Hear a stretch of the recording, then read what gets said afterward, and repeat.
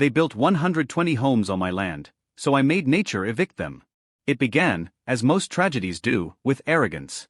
Not the loud, boastful kind that comes from pride, but the quiet kind, the kind that builds itself behind boardroom tables and community meetings. The kind that hides behind smiles and the words for the greater good. For years, the land had belonged to my family, 30 acres of green lowland stretching beyond the quiet edges of Ridgewood Estates. My grandfather had bought it after the war, built a small farmhouse, and spent his life taming the restless ground. The land was beautiful, but wild, soil that shifted, streams that swelled with the seasons, a place that could never be fully controlled. When I inherited it, I promised myself I would never sell it. It wasn't just land, it was memory. My father's hands had planted those oaks by the old fence. My mother had grown flowers along the creek that glimmered like silver in spring. I wanted to keep it that way, untouched, unbothered, free. But freedom is rarely left alone. When Ridgewood Estates first appeared, it was small, a few dozen houses, white fences, smiling neighbors. The HOA that governed it seemed harmless, even organized. But as the years passed, the community grew greedier. Expansion meant money, and money meant power. And soon, the board of the HOA began looking beyond their manicured lawns, at my land. It started quietly. Letters, polite at first. Offers to purchase the acreage for community development.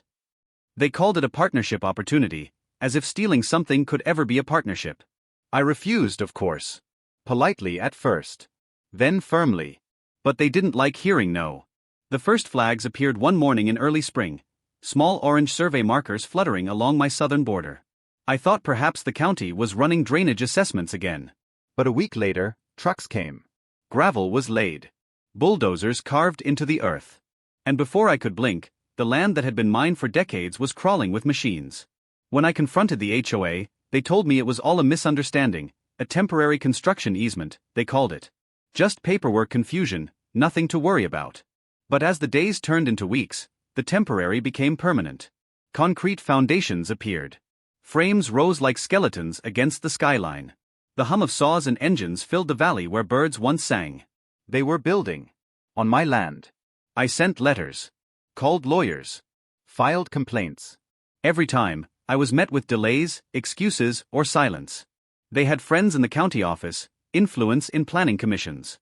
My claims were pushed aside as pending investigation. Meanwhile, construction accelerated. Roads were paved. Pipes laid. Houses completed. Then sold. The first families moved in by summer. Happy, smiling faces. New beginnings built on stolen ground. I stood at the edge of my property, watching strangers play catch with their children where my father's orchard once stood.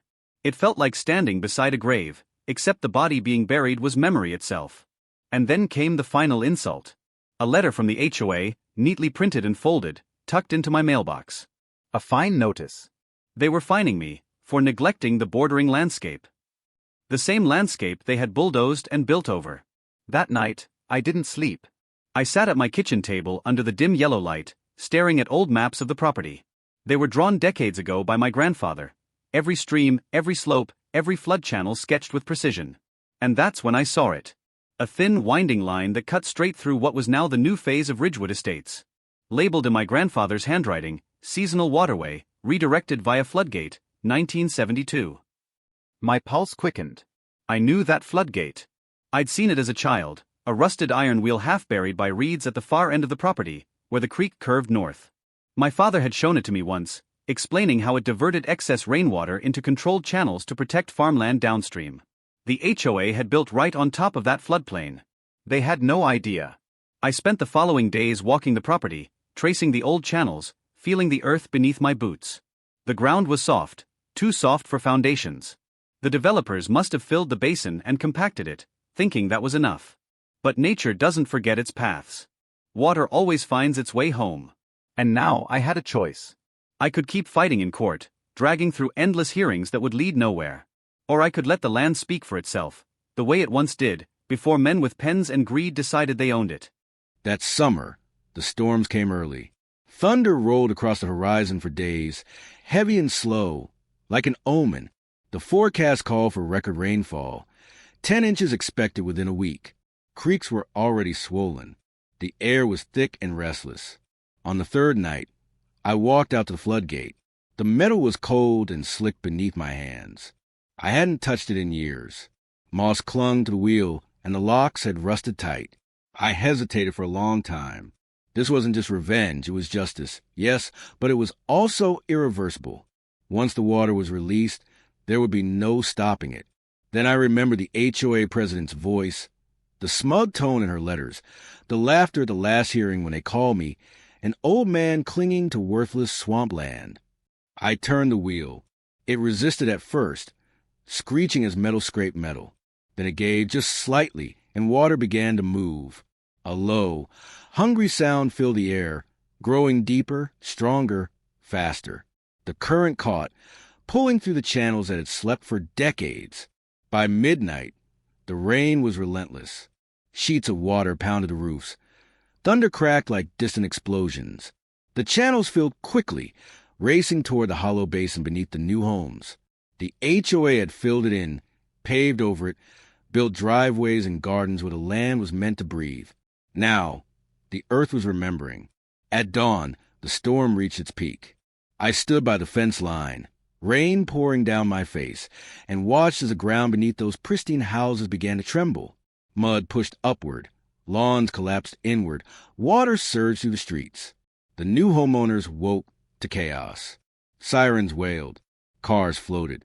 The model home, the pride of the development, split open at its foundation as the water claimed it first.